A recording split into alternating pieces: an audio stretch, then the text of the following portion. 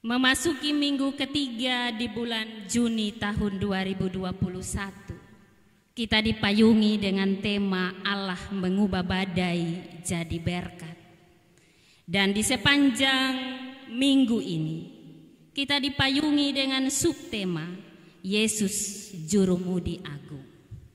Bapak Ibu jemaat yang dikasihi dalam Tuhan Yesus Kristus, dan memasuki minggu ketiga ini, kita kembali belajar dari firman Tuhan yang disampaikan bagi kita di pagi ini lewat kisah Ayub. Ayub pasal 38 ayat 1 sampai 11 menjadi sebuah ajaran bagi kita untuk menjalani hidup yang Tuhan percayakan bagi masing-masing kita. Kita semua sudah akrab dengan kisah Ayub dari kita sekolah minggu sampai saat ini.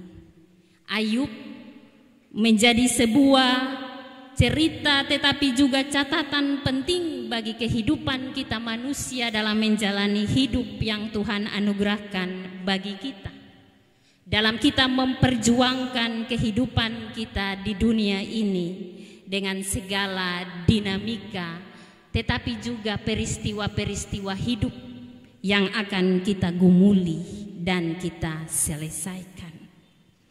Di pasal 1 kitab Ayub menggambarkan tentang seorang Ayub yang saleh, seorang Ayub yang jujur, yang takut Tuhan dan menjauhi kejahatan. Tetapi ayat selanjutnya dari pasal 1 itu mengkisahkan bahwa Tuhan Allah kemudian mengizinkan iblis mencobai Ayub. Dalam sekejap anak-anaknya mati, harta bendanya hilang lenyap, istrinya meninggalkan dia. Bahkan Ayub ditimpa dengan penyakit barah yang busuk yang melekat di sekujur tubuhnya dari kaki sampai kepala. Ayub menderita, Ayub mengalami kesengsaraan yang panjang dalam sebuah ujian iman yang Tuhan izinkan baginya. Dan dalam penderitaan serta kesengsaraan itu Ayub protes. Dia bertanya pada Tuhan Allah, mengapa saya yang saleh ini, yang takut Engkau, yang setiap pagi mempersembahkan korban bagimu, mengalami penderitaan dan kesulitan sampai sehebat ini? Mengapa dia harus menderita? Ketiga sahabatnya datang menemui Ayub. Mereka berusaha mencari tahu di mana letak kesalahan Ayub. Dosa apa yang sudah Ayub lakukan sehingga ia menderita sehebat itu? Apakah Ayub sungguh berdosa? Tetapi apa reaksi Tuhan? Tuhan Allah tetap diam. Sahabat-sahabatnya sibuk mencari tahu kesalahan Ayub. Dan hal ini pun sama dengan kehidupan kita orang percaya. Ketika kita diperhadapkan dengan ujian iman, ketika kita diperhadapkan dengan penderitaan, kesengsaraan, musibah datang dalam kehidupan kita, istri kita, anak kita, suami kita meninggal misalnya, kita kehilangan pekerjaan, kita mengalami masalah yang bagi kita mungkin tidak dapat diselesaikan, kita sibuk bicara sana sini, kita sibuk mencari apa kesalahan kita, apa dosa yang kita buat sehingga kita mengalami penderitaan, kita mengalami kesengsaraan, kita mengalami ujian yang berat. Kita bertanya pada Tuhan dalam teriakan kita. Kita protes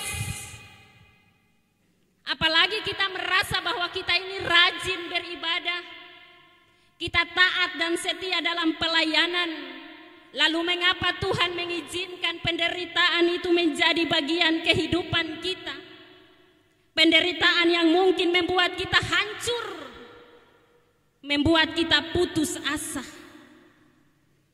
Kita sibuk mencari tahu di mana kesalahan kita, apa dosa yang kita buat sehingga suami saya harus meninggal, istri saya harus mengalami penyakit kanker misalnya, atau anak tidak lulus dalam ujian dan seterusnya.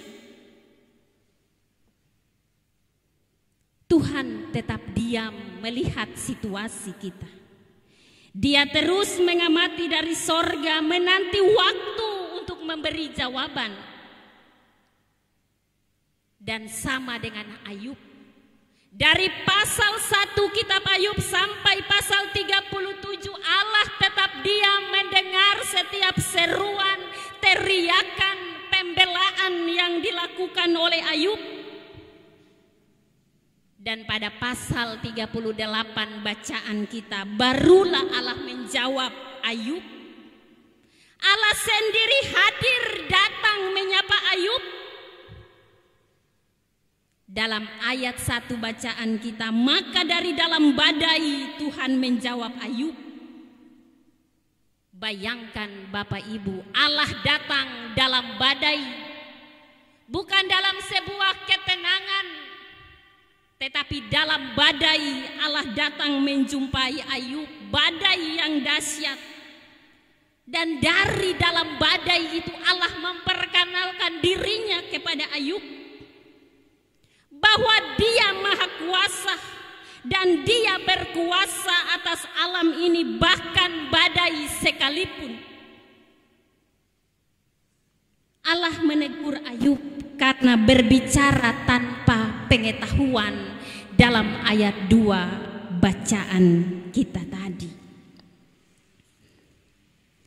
Siapakah Dia yang menggelapkan keputusan dengan perkataan-perkataan yang tidak berpengetahuan? Allah merendahkan Ayub dengan membuat Ayub yang menderita itu sadar bahwa nalar manusia bukan tandingan bagi Allah yang tak terbatas dan yang kekal. Tuhan Allah lalu kemudian menghujani Ayub dengan banyak pertanyaan. Di manakah engkau ketika aku meletakkan dasar bumi? Siapa yang telah menetapkan ukurannya? Siapa yang membendung lautnya dan membuat awan menjadi pakaian langit? Pertanyaan dan perkataan-perkataan Allah pada Ayub hanya membahas dunia alami dari ciptaan dan alam. Allah melukiskan dan menggambarkan rahasia dan kerumitan semesta alam sambil menyatakan bahwa caranya mengatur dunia jauh melampaui jangkauan pemahaman kita manusia. Allah ingin Ayub mengerti dan memahami akan kebesaran kuasanya, dan tidak seorang pun yang dapat melakukan yang demikian seperti Allah. Allah mengingatkan Ayub dan kita tentang kecongkakan kita yang bisa berbantah dengan Allah melalui hidup. Ketika kita diperhadapkan dengan tantangan dan ujian, kita memberi pembelaan diri, kita berseru dalam teriakan, kita bertanya, mengapa Allah?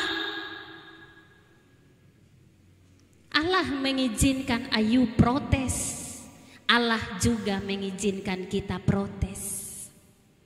Kita boleh berbicara bagi Tuhan untuk setiap penderitaan, bahkan peristiwa-peristiwa hidup yang berat yang sementara kita gumuli. Tetapi semua jawaban dari pertanyaan-pertanyaan Ayub kepada Allah berakhir pada ayat ke-11. ketika Tuhan berkata pada Ayub, sampai di sini boleh engkau datang, jangan lewat. Di sini gelombangmu yang congkak akan dihentikan. Sesungguhnya semua perkataan-perkataan Ayub dan teman-temannya itu menunjukkan kalau mereka tidak tahu apa-apa tentang Tuhan.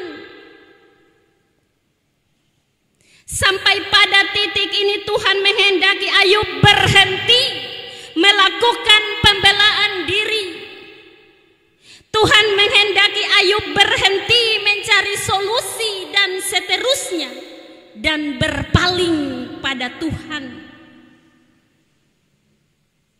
Tuhan akan memberi sebuah pelajaran dan makna bahwa manusia dengan segala sifat kedagingannya, tinggi hati, egois, kurang sabar, pemarah, sombong, angkuh dan sebagainya akan dihentikan oleh Tuhan dengan cara dan kehendaknya. Manusia akan dibuat Tuhan untuk menyadari siapa dirinya tanpa Tuhan dan apa arti dirinya tanpa Tuhan. Allah menunjukkan kepada Ayub bahwa keinginannya untuk berdebat dengan Tuhan Allah itu sebuah kebodohan. Ayub direndahkan, Ayub dibungkam oleh Allah. Namun Ayub diyakinkan tentang hal yang paling penting, bahwa Allah tidak meninggalkan dirinya dalam kesengsaraan dan penderitaan yang dia alami. Dan buktinya Allah hadir di situ bersama Ayub. Dia berhadapan muka dengan Ayub. Allah menilai kesalahan pemahaman Ayub datang dari kekurangan pengertian dan pengetahuannya, dan bukan dari kegagalan iman dan kurang mengasihi Tuhan. Bapak Ibu jemaat yang terkasih dalam Tuhan Yesus Kristus, dari kisah Ayub dalam bagian firman Tuhan ini, Ayub ingin membagi kita sebuah pelajaran berharga mengenai iman. Iman adalah percaya bahwa Allah Maha Kuasa dan karyanya melampaui akal pemikiran kita. Hikmatnya tidak dapat diselami. Karena itu ketika badai hidup menimpa kita, menghancurkan dan memporak-porandakan kehidupan kita seperti apa yang dialami Ayub, percuma untuk kita bertanya dan bertanya. Percuma untuk kita berteriak, protes dan berbantah dengan Tuhan tentang apa yang kita alami. Kita harus sadar siapa kita. Kita hanya debu, manusia yang hanya karena kasih karunia baru memperoleh keselamatan. Sebab semua terserah Tuhan. Dia yang memiliki kehidupan kita. Tuhan berkehendak dan berkuasa atas hidup kita. Maka terserah Tuhan untuk mau membentuk kita dalam kehidupan ini, dalam tindakannya, dalam kuasanya, dalam kehendaknya. Itu urusan Tuhan. Maka apa sikap yang harus kita tunjukkan di hadapan Tuhan dalam menghadapi semua peristiwa hidup yang kita hadapi? Rendah hati dan tetap mengasihi Tuhan. Sekalipun banyak hal belum terjawab, banyak hal yang kita harapkan belum kita capai, kita tidak bisa memahami maksud Tuhan dan rencana Tuhan dalam kehidupan kita. Sebab hikmatnya tidak dapat diselami oleh siapapun manusia di dunia ini. Yang kita perlu hanya beriman dan sungguh percaya bahwa Tuhan akan menyelesaikan dengan caranya sendiri dan bukan cara kita. Kita lihat Ayub berkeluh kesah dalam penderitaannya, berteriak meminta pembelaan dari Tuhan. Tetapi apakah Tuhan menjawab? Tuhan Allah tetap diam. Sampai di pasal 38 baru Tuhan berkata bagi Ayub dalam jawabannya, sampai di sini boleh engkau datang, jangan lewat. Disinilah gelombang-gelombangmu yang congkak akan dihentikan. Disitulah letak kegagalan Ayub dalam hidup. Dan ajaran ini menjadi bagian bagi kehidupan kita dalam menghadapi setiap pergumulan hidup yang mungkin sementara ini kita hadapi di tengah keluarga rumah tangga kita, bahkan dimanapun kita berada.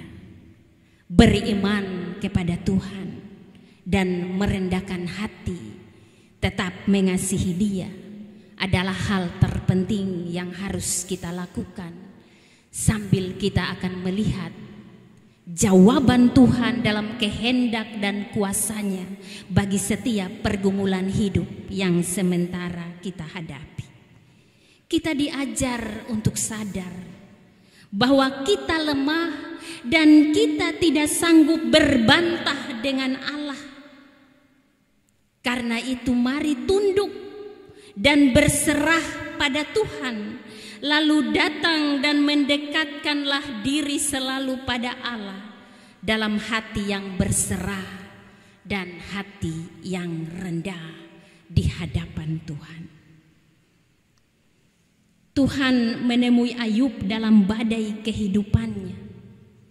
Tuhan mau menunjukkan pada Ayub bahwa apa yang Tuhan kehendaki dalam hidup Ayub akan Tuhan nyatakan dengan caranya, dengan kehendaknya.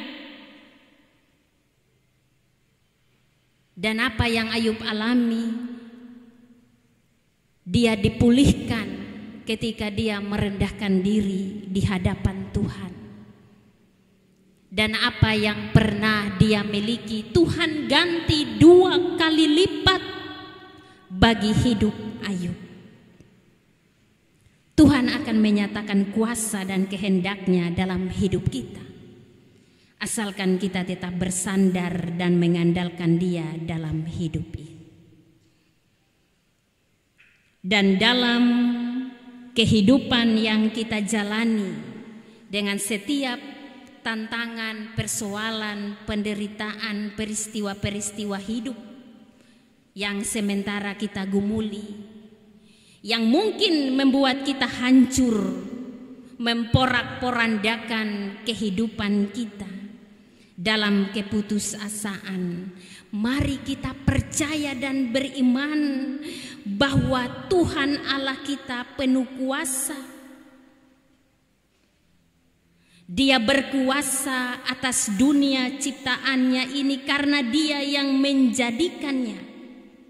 Bahkan hidup kita ada dalam genggaman kuasanya. Dia yang memberi kita kesehatan, Dia yang memberi kita nafas hidup, dan Dia yang memberi kita umur panjang sampai di hari ini. Maka andalkanlah Dia dalam seluruh kehidupan kita, dalam kerendahan hati, dan dalam iman yang pasti dan sungguh. Kita harus sadar sebagai manusia dan mengakui bahwa kita terbatas dalam berbagai hal. Tetapi Allah yang kita sembah adalah Allah yang sempurna. Karena itu penyerahan diri secara total pada Allah adalah bentuk pengakuan iman kita akan kemahakuasaan Allah, akan kebesarannya yang sempurna. Sehingga dalam badai hidup apapun yang kita temui, ingatlah akan kemahakuasaan Allah yang sanggup menyatakan kasih-Nya pada kita. Keegoisan kita, persoalan hidup kita, keangkuhan kita, kesombongan kita, mari kita tanggalkan dalam kehidupan ini. Sebab yang Tuhan butuh dari kita adalah iman dan kerendahan hati. Dengan iman dan kerendahan hati akan membuat kita mengalami perubahan dalam hidup yang Allah kerjakan untuk kita mengalami anugerah dan berkat-berkat-Nya dalam hidup ini. Tetapi ketika kita tetap mempertahankan kesombongan, keakuan kita di hadapan-Nya, maka kita tidak akan pernah menemukan jawaban Tuhan dan kehendak Tuhan bagi hidup yang kita jalani di dunia ini. Karena itu, iman kepada Tuhan dalam kerendahan hati merupakan unsur yang paling penting dalam hidup orang percaya. Kita harus sadar bahwa dalam menghadapi tantangan hidup yang berat dan menyiksa, ada cara terbaik yang harus kita lakukan, yaitu terus berjalan menghadapi tantangan itu sambil berpegang terus, bersandar terus dalam iman kepada Tuhan. Sebab pada akhirnya dalam perjuangan hidup kita bersama Tuhan dengan iman kita dan dalam kerendahan hati pada Tuhan, kita akan melihat wajah Tuhan sebagai Bapa yang pengasih dalam pergumulan hidup ini.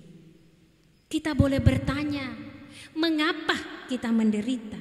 Kita boleh bersungut dan mengeluh. Tetapi satu hal yang pasti, jangan melupakan, jangan melepaskan Tuhan.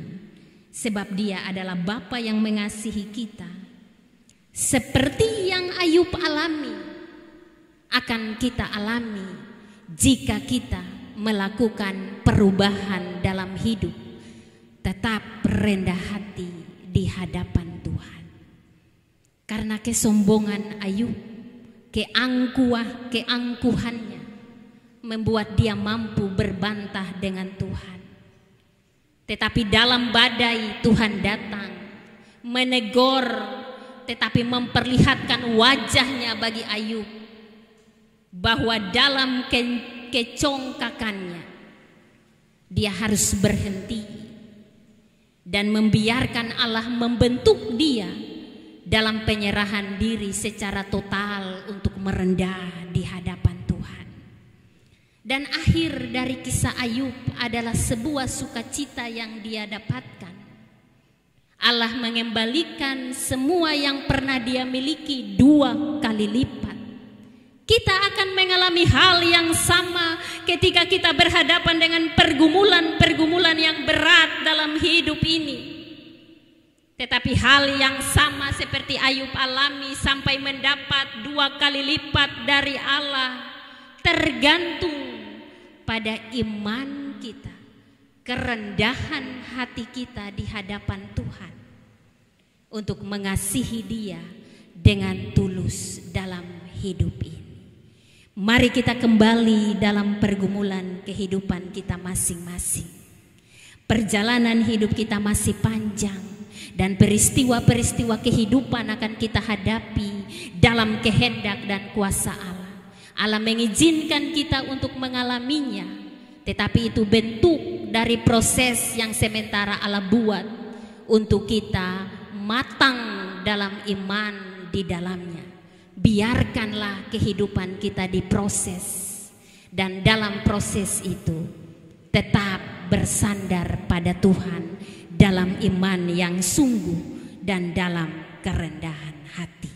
Tuhan memberkati firman-Nya untuk menguatkan kita menjalani hidup yang Ia anugerahkan bagi kita.